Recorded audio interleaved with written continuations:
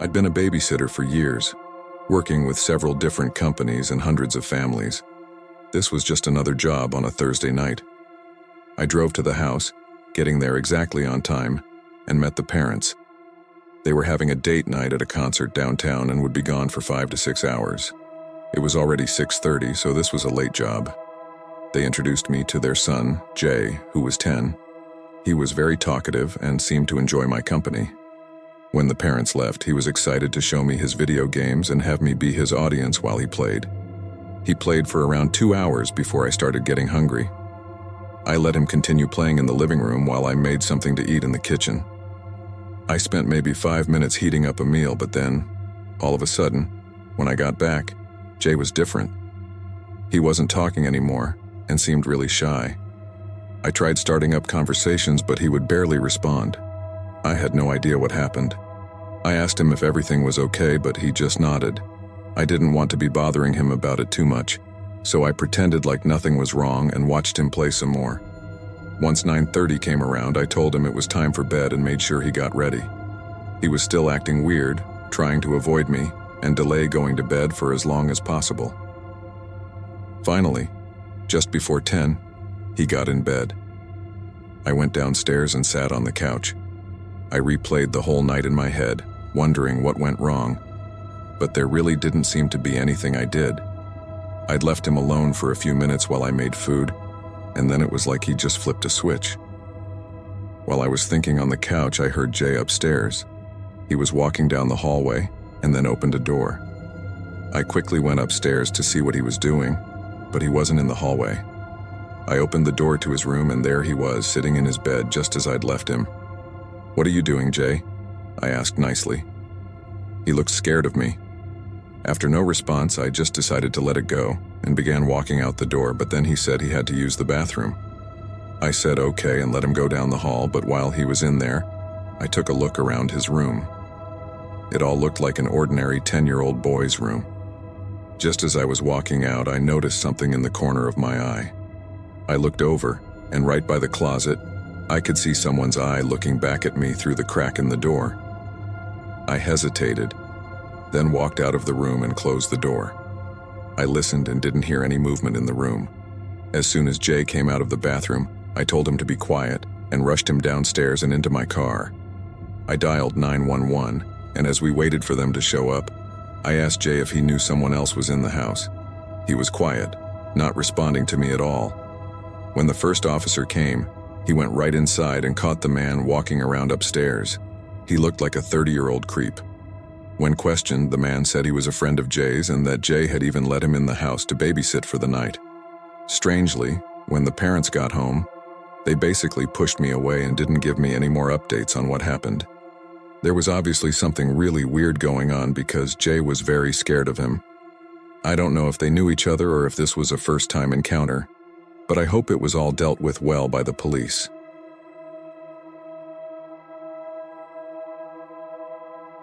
This experience still shakes me up to this day. I don't know exactly what happened. I live in a very safe neighborhood, which makes this even creepier because it goes to show you never know what lies beneath. My nephew is about 5 years old, and I was asked to babysit him for the night. I was young at the time and didn't really know how to watch a kid, so I figured I'd just put on Netflix for a few hours. We went to the kids section of Netflix and started watching some show about talking cars. This was around 5 p.m., so there was still sunlight out. Perpendicular to the couch is a sliding glass door, and the curtain for the door was open. I was sitting on the couch with my nephew as we watched TV together. My nephew really liked the show, so we kept watching it.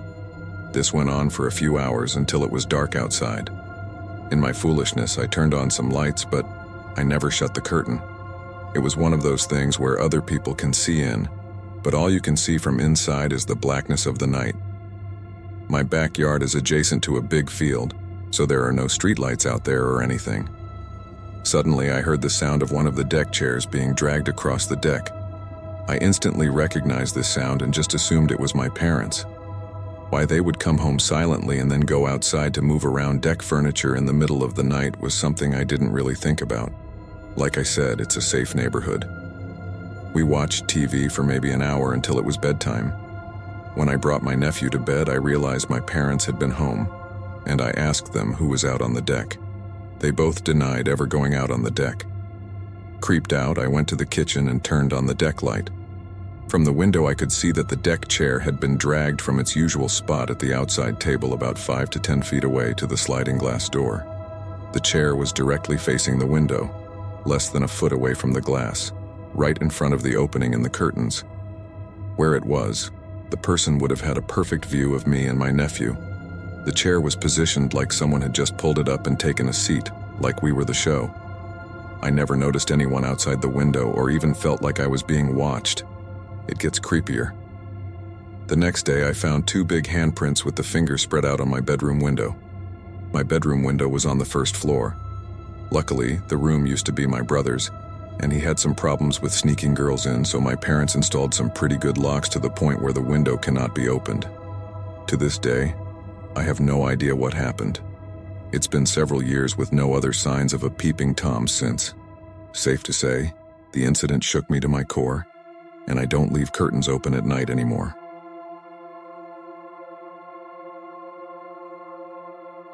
I had just turned 14. It was the summer of 2012, and I was looking for a job. My grandma told me about a family she was friends with who had 2 boys, Alexander and Danny. Alexander was 10, and Danny was 5.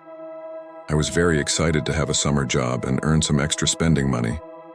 I went over to meet the family with my grandma, and they were friendly enough. The 2 boys seemed easy to handle and not babyish or whiny at all. In fact, the boys and I were playing with their trucks, getting along great. I set up a date with the parents, and they actually had a dinner to go to the next night. So the next night, it was time for me to head over to the house. It was a humid, rainy night. I walked into the house, and the parents were just getting ready to leave. They gave me a paper with rules and things they didn't want the kids to do, as well as their routines. They wrote a little note on the side that said, "Danny swears he hears tapping on his window every night, but not to believe it, because they think it's just a silly story kids make up." I was only 14 myself, so reading this was a little unnerving, but I sort of forgot about it. It was a chill night. We watched TV and played with toys. They didn't give me any trouble. But when I told the boys it was time to get ready for bed, I noticed Danny starting to stall and get kind of distressed.